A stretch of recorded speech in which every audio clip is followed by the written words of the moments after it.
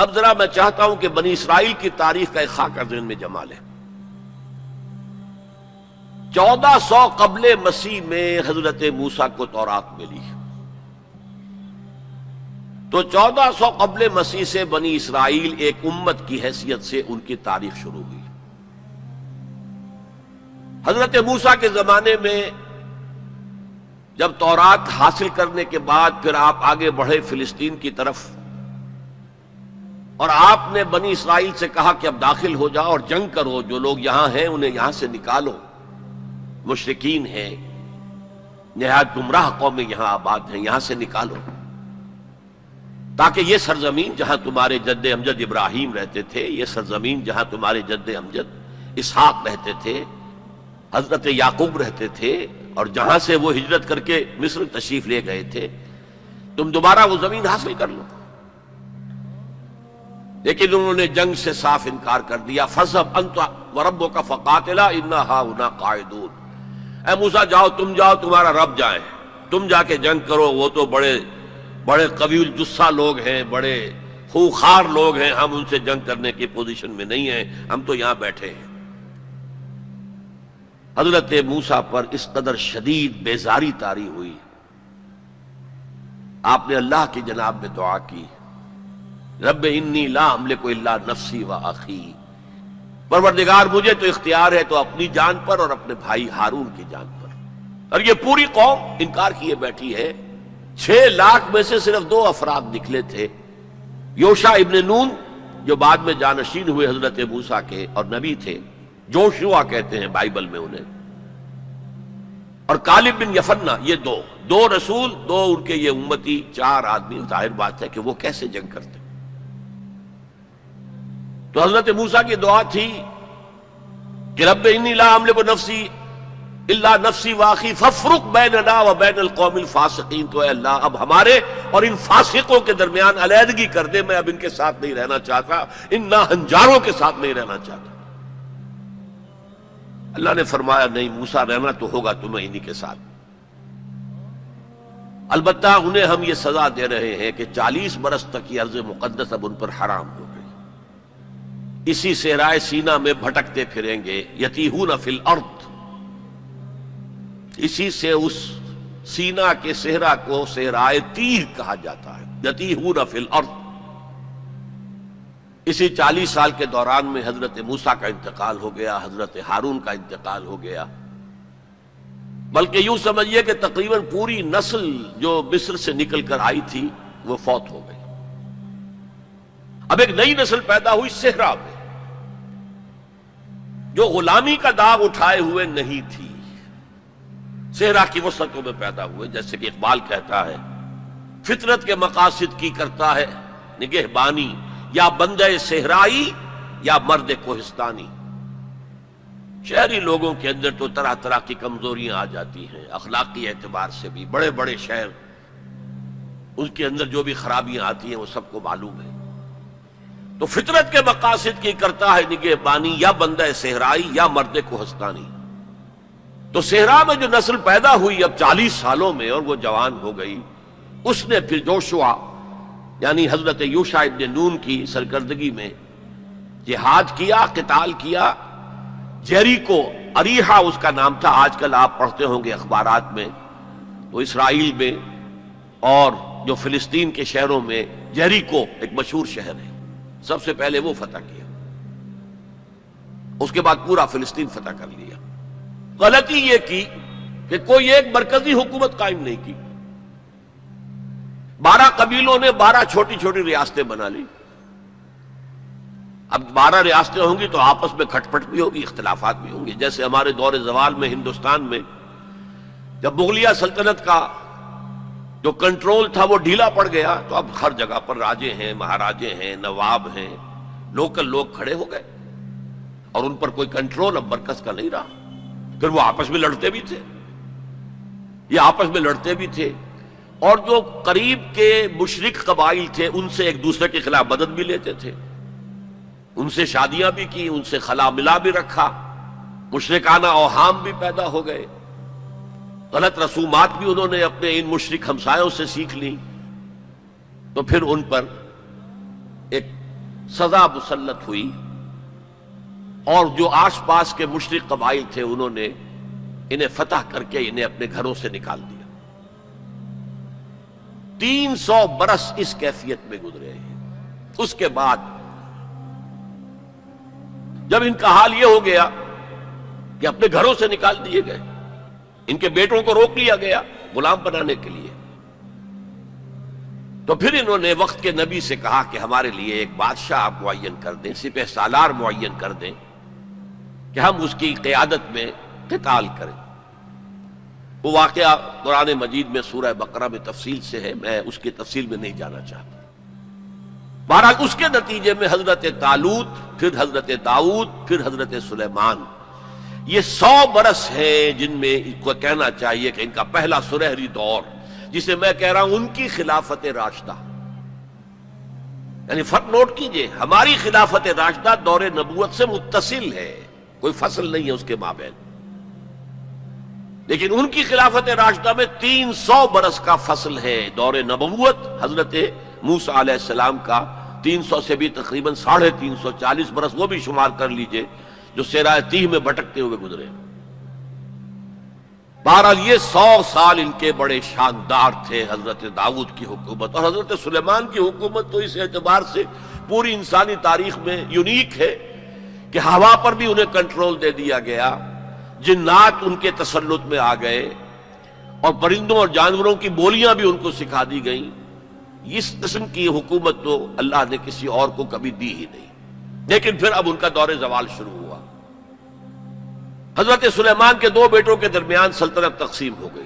شمالی اسرائیل چھوٹی تھی اور بڑی یہودا، 2 حصوں میں تقسیم ہو گئی، اور ان میں سوال آیا اخلاقی، مذہبی، اعتقادی، عملی، دنیا پرستی، دولت پرستی، مشرکانہ اوہام، غلط رسوم۔ اس کے نتیجے میں پھر اللہ کے عذاب کا پہلا کوڑا جو ہے، بڑا کوڑا، وہ پڑا، اور وہ 2 حصوں میں آیا، نوٹ کر لیجئے۔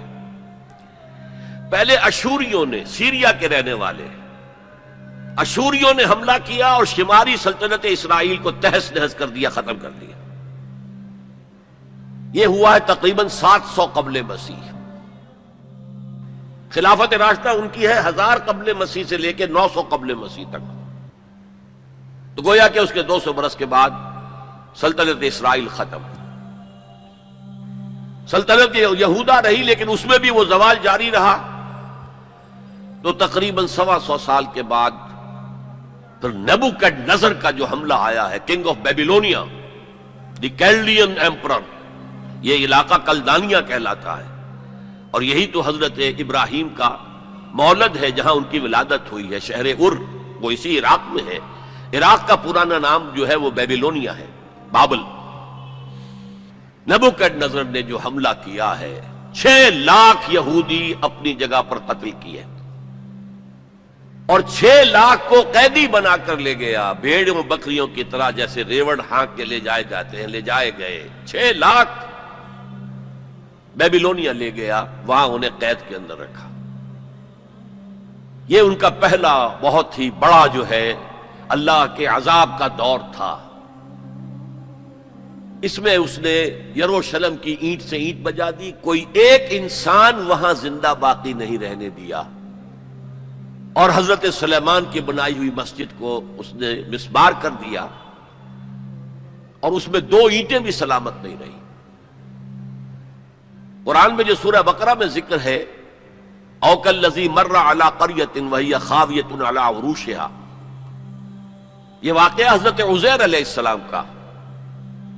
وہ جب آئے، انہوں نے دیکھا یہ یروشلم کا یہ حال ہو گیا ہے، تو انہوں نے وہ الفاظ کہے، انا یحیی ہذہ اللہ بعد موتہا، یہ شہر جو اس طرح مر گیا، ختم ہو گیا، ایک متنفس زندہ نہیں، 2 اینٹیں سلامت نہیں، اللہ کیسے اس شہر کو دوبارہ آباد کرے گا؟ تو اللہ نے فاماتہ اللہ 100 عام، 100 سال کے لیے موت طاری کر دی۔ وہ واقعہ آپ نے پڑھا ہوگا، میں اس میں اب تفصیل میں نہیں جا سکتا۔ بہرحال اس کے 100 برس کے بعد تقریباً اب تاریخ نے ایک اور کروٹ لی۔ یہ فلسطین کے مشرق میں عراق، عراق کے مشرق میں ایران، ایران میں ایک زبردست شہنشاہ جو ہے وہ سامنے آیا، کیخورس یا سائرس، جسے ذوالقرنین بھی کہتے، دو سینگوں والا، اس لیے کہ اس نے دو ملکوں کو جوڑ کر ایک سلطنت بنائی تھی، پارس اور مادہ، ان دونوں کو جوڑ کر ایک سلطنت بنائی، عظیم ایرانی سلطنت، جس کا 2500 سالہ جشن منایا تھا وہ جو شہنشاہ ایران تھا جو خواب دیکھ رہا تھا اسی اپنے دور کو واپس لانے کا۔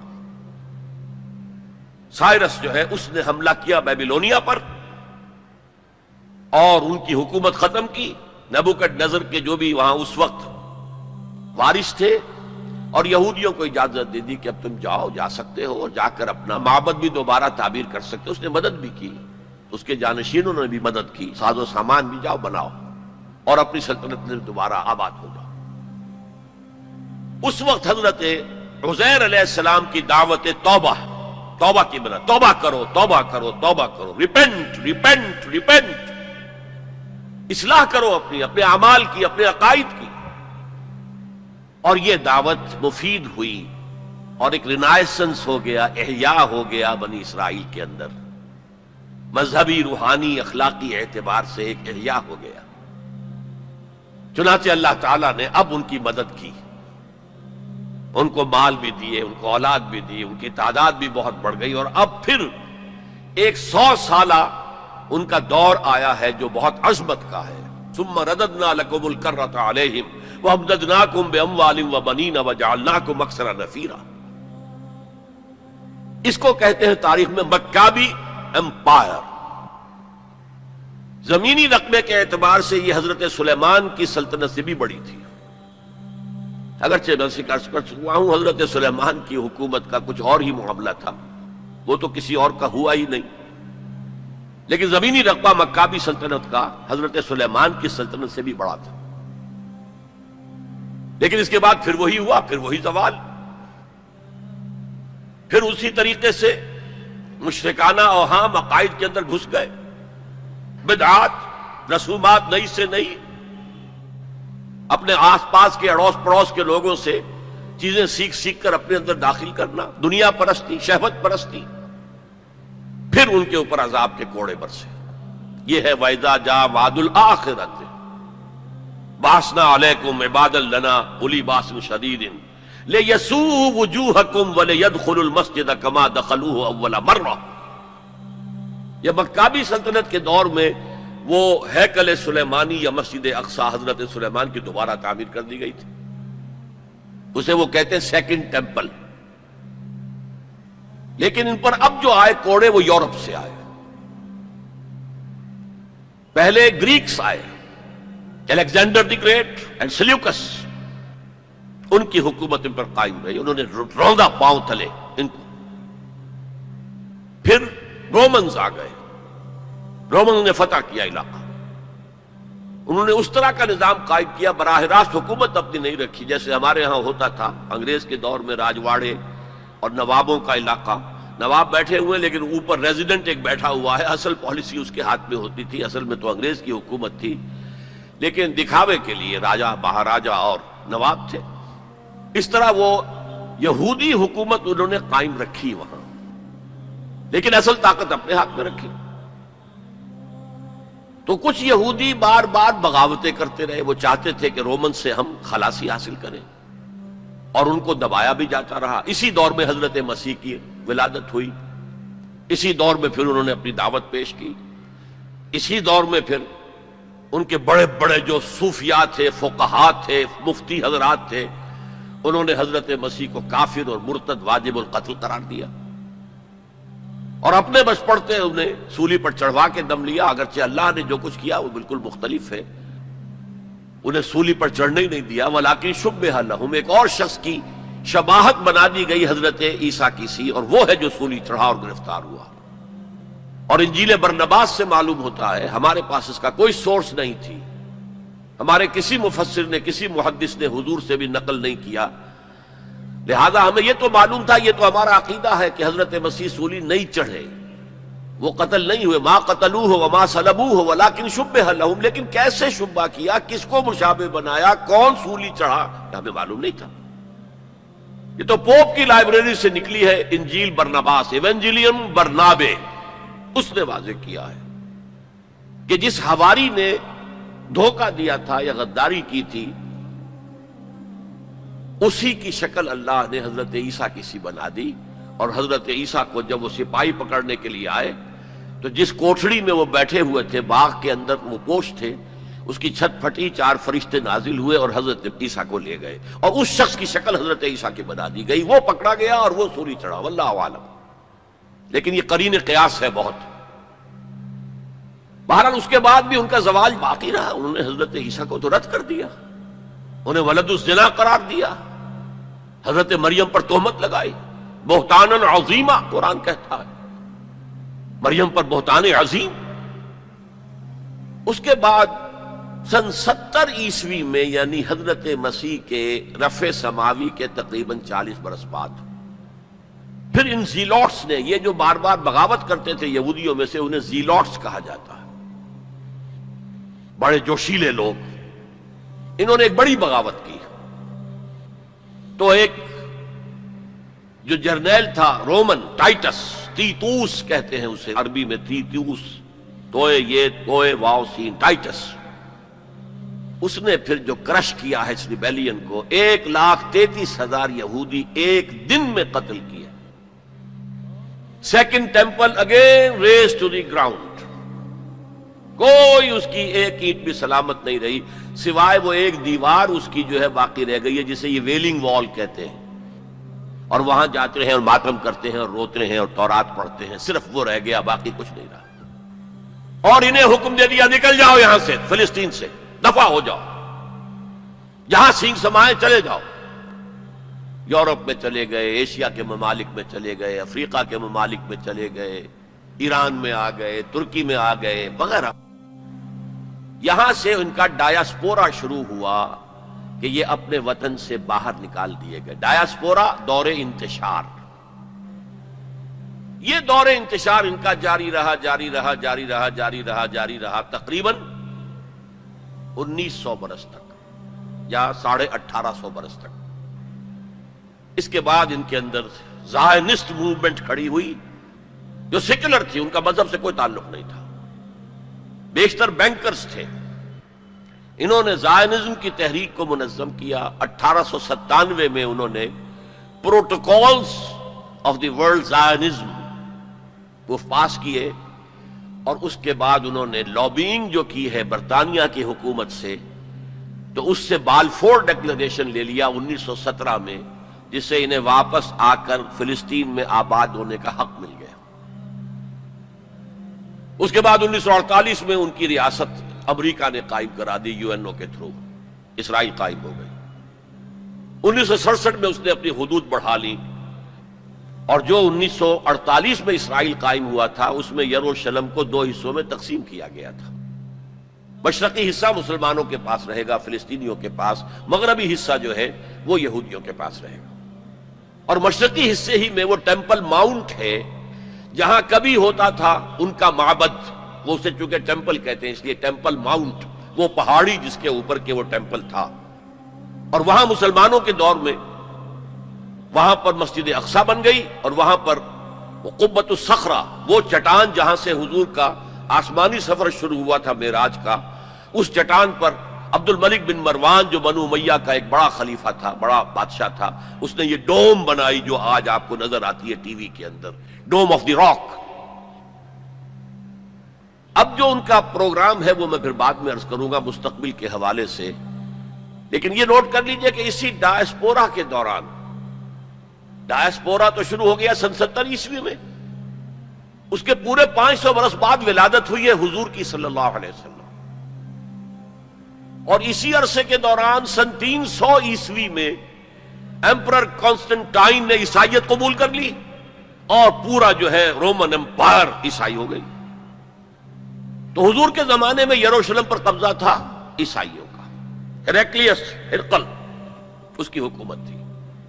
اور حضرت عمر کے زمانے میں جب فتح ہوا ہے یروشلم تو عیسائیوں نے ہینڈ اوور کیا ہے. وہ بھی ایک لمبی کہانی ہے، کیوں کیا ہے، کیسے کیا ہے، اس وقت میں اس میں نہیں جانا چاہتا.